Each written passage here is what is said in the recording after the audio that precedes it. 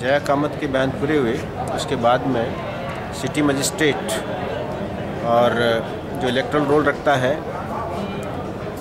शाहजहानपुर के, उनके बयान हुए। उन्होंने साबित किया कि कर्मवीर की जो उम्र लिखाई गई है वह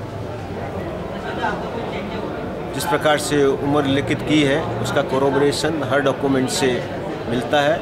और यही डॉक्यूमेंट जो है, 2 डॉक्यूमेंट पेश किए गए इसके बारे में, और इस डॉक्यूमेंट से ये स्थापित हो जाता है कि कर्मवीर की डेट ऑफ बर्थ और जो प्रोसिक्यूट्रिक्स है उसके बीच में 4 साल का फ़र्क था।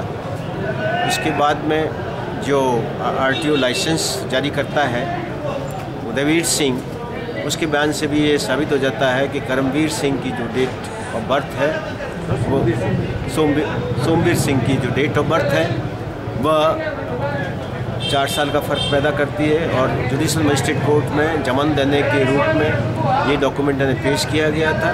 इसके अलावा कर्मवीर सिंह ने जो जमान दी थी 2 लाख की, उसमें भी ये स्थापित हो गया कि सोमवीर की उम्र में 4 साल का फ़र्क आ रहा है सुप्रिया सिंह के साथ में। और उसके जो बयान सब्सटेंटिव पीस ऑफ द कर्मवीर की एविडेंस होती है उसमें भी वो स्वीकार करता है कि ये डॉक्यूमेंट जो है वो न्यायालय में पेश हुए थे और जो 2 लाख की उसने जमानत दी थी इस मामले में।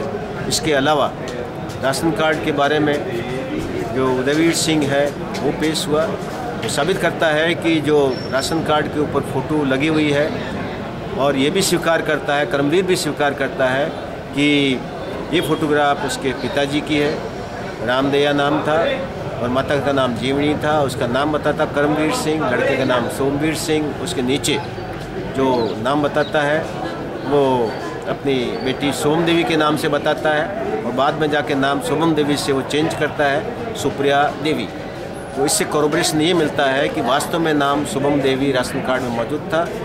राशन कार्ड में ही डिक्लेरेशन है, डिक्लेरेशन फॉर्म है, जिसको भी इन्हें स्वीकार करते हैं कि उसके जो सुप्रिया सिंह के दादा थे उनके हस्ताक्षर है, और उसका जो डिक्लेरेशन है वो सही डिक्लेरेशन दिया था। इस प्रकार से वेरियस जो पब्लिक अथॉरिटीज है सेक्शन 35 में जिस प्रकार से डॉक्यूमेंट मेंटेन किए जाते हैं, उससे ये साबित हो जाता है कि सुप्रिया सिंह घटना के दिन से वो उसकी उम्र 18 साल से अधिक थी, और LIC के अनुसार उसकी उम्र 19 साल की थी। और सुप्रिया सिंह का वास्तविक नाम जो था वो जो शुभम देवी लिखा गया था वो सही लिखा गया था, परंतु सब्सिक्वेंटली हलफनामा देके उस नाम को चेंज जो किया गया है, वो नाम कभी वो सुप्रिया नाम आता है, सुप्रिया देवी नाम आता है, कभी सुप्रिया सिंह नाम आता है, कभी सुप्रिया नाम आता है, कभी शिवम नाम आता है उसका। वो हर समय नाम बदलते रहते हैं अपनी बेटी को। आज यानी बहस इस एज के मामले में चल रही थी, और कल वापस हियरिंग होगी इस मामले में।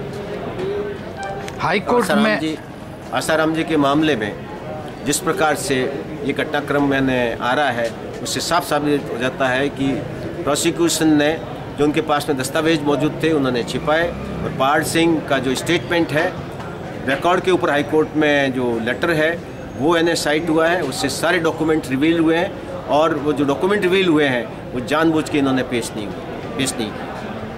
सुप्रीम कोर्ट के ऑर्डर से सारे दस्तावेज जो है वो मंगवाए गए। इस प्रकार से जो कहानी आसाराम जी के खिलाफ घड़ी गई है पूर्ण रूप से बदनीतिपूर्ण, और न्यायालय में इस प्रकार का कोई कृत्य करता है, इससे ज़्यादा घिनौना कृत्य कोई नहीं हो सकता है। सादत को जो सही सादत है उसको छिपावे, और प्रोसिक्यूशन का काम तो ये नहीं है।